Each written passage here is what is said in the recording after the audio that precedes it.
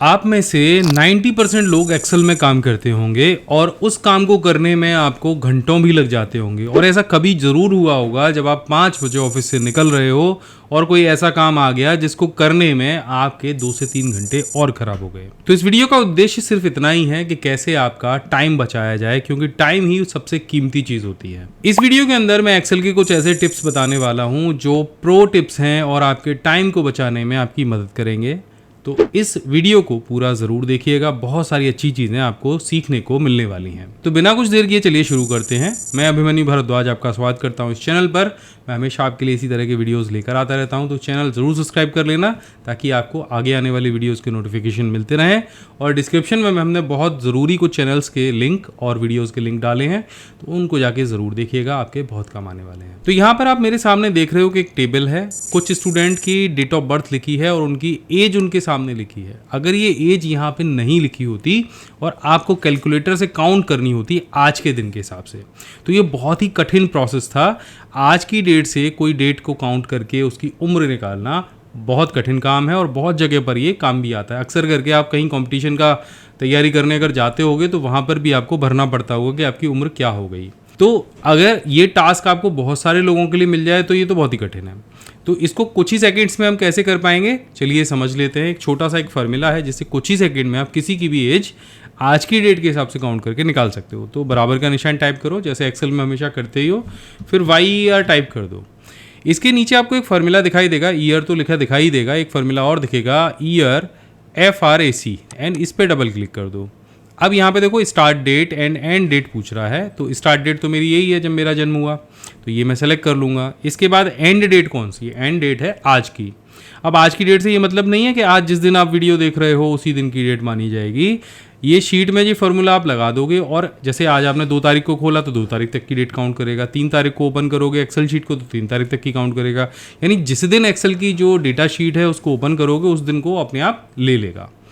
तो अब यहाँ पे आपको टुडे का एक फार्मूला लगाना है, तो यहाँ पे आप टाइप करेंगे टुडे, ठीक है, एंड ब्रैकेट को क्लोज कर देंगे। तो अब यहाँ पे पहली डेट आ गई स्टार्ट डेट एंड दूसरी एंड डेट आ गई। अब एक ब्रैकेट और क्लोज कर देंगे और एंटर करेंगे।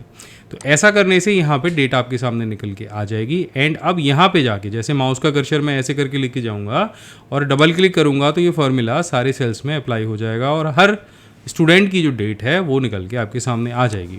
अब मानो इस डेट को मैं चेंज करता हूँ, यहाँ पे मैं कुछ और लिख देता हूँ। देखो मैंने यहाँ पे 5/6/1999 लिखा और एक क्लिक के अंदर ये डेट यहाँ पे मेरे सामने आ गई।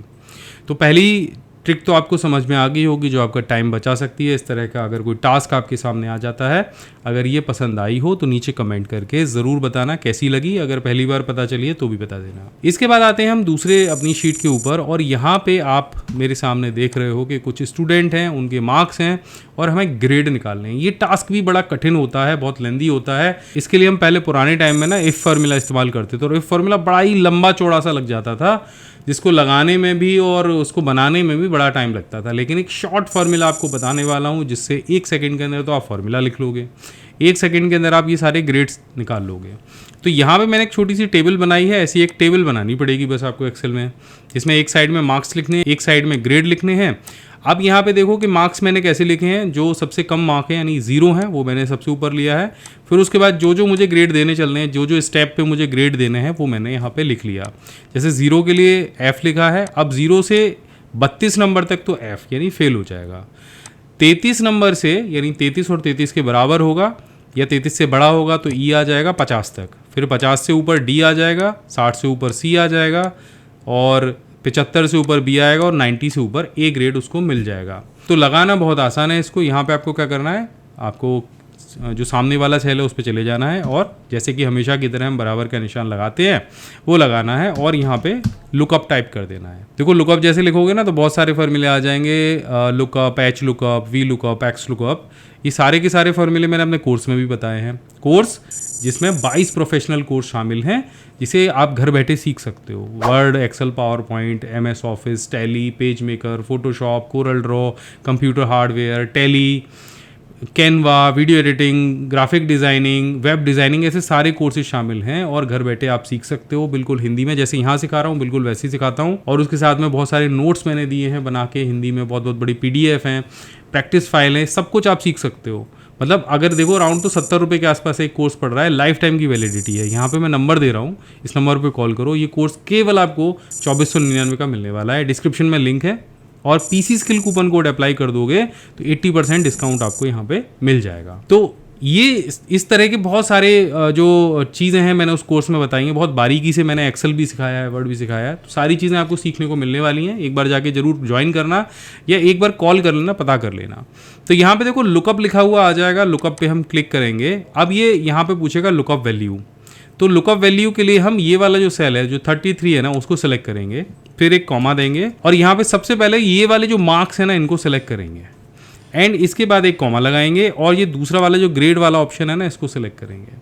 अब मार्क्स को भी सेलेक्ट करके हम लॉक कर देंगे, एंड ग्रेड को भी सेलेक्ट करके हम F4 प्रेस करते जाएंगे, जिससे ये जो रेंज है ये लॉक हो जाएगी। उसका रीज़न ये है कि अभी मैं फॉर्मूले को पकड़ के नीचे ड्रैग करूँगा तो रेंज जो है बदलती जाती है, तो उसके लिए लॉक करना ज़रूरी है। फिर मैं ये ब्रैकेट यहाँ से क्लोज करूँगा एंड एंटर कर दूंगा, तो देखो यहाँ पे मेरे पास में ग्रेड तुरंत आ जाएगा।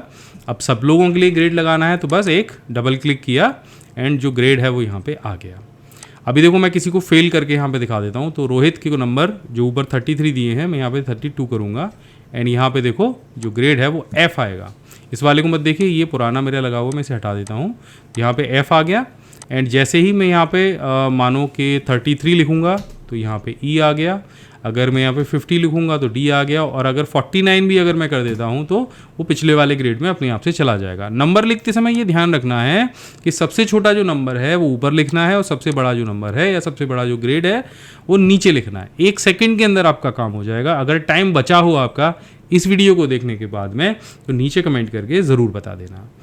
इसके बाद देखो एक और आपको ट्रिक बताता हूँ जो बहुत ही ज़रूरी है, लोग उनको काम आती है, और ये भी आपके काम आएगी। देखो यहाँ पे एक लिस्ट है, इस लिस्ट में 20 नाम है। 20 नाम मैंने कैसे पता किया, यहाँ पे रॉ हैं 20। अब आपको टास्क अगर यहाँ पे मिल जाता है कि हर रॉ के बीच में एक ब्लैंक रॉ आपको डालनी है, तब आप कैसे करोगे? वैसे तो आप क्या करोगे, यहाँ पे एक एक करके आप इंसर्ट कराते जाओगे। तरीका तो यही होता है एक्सेल में, अगर 2 या 3 करानी है तो 3 कॉलम में एक्सेस सेलेक्ट करो और फिर इंसर्ट करा दो, तो उतने ही आ जाएंगे। लेकिन अगर आपको 1 सेकंड के अंदर ये सारा काम करना हो तब आप कैसे करोगे? तो सबसे पहले क्या करना है, सबसे पहले तो यहाँ पे आप एक काम करो कि यहाँ पे नंबर डालो नीचे तक। तो नंबर मैंने सब पे डाला, एंड यहाँ पे फिल किया, फिल सीरीज़ करके यहाँ पे 20 तक नंबर आ गए, एंड इनको कॉपी कर लो, और कॉपी करने के बाद नीचे एक बार और पेस्ट कर दो। तो देखो यहाँ तक 20 और इसके बाद में और 20 आ गए। अगर ये 100 होते तब भी हम यही काम करते। अब ये वाले कॉलम को सिलेक्ट करना है, और यहाँ से आपको शॉर्ट एंड फिल्टर पे जाके शॉर्ट स्मॉलेस्ट टू लार्जेस्ट पे क्लिक कर देना है। अब ये आपसे पूछेगा एक्सपेंड द सिलेक्शन, आप इसे यहाँ से शॉर्ट करो और हो गया। 1 सेकंड के अंदर आपके हर रॉ के बीच में एक ब्लैंक रॉ आ गई। अब बी वाले कॉलम को यहाँ से डिलीट कर दो, हो गया काम आपका। कितना सरल है। तो अगर ये वाले टिप्स से भी आपका टाइम बचा हो तो एक बार लाइक करना वीडियो को, और नीचे कमेंट करके ज़रूर बताना। आगे वाले पे चलिए बढ़ते हैं।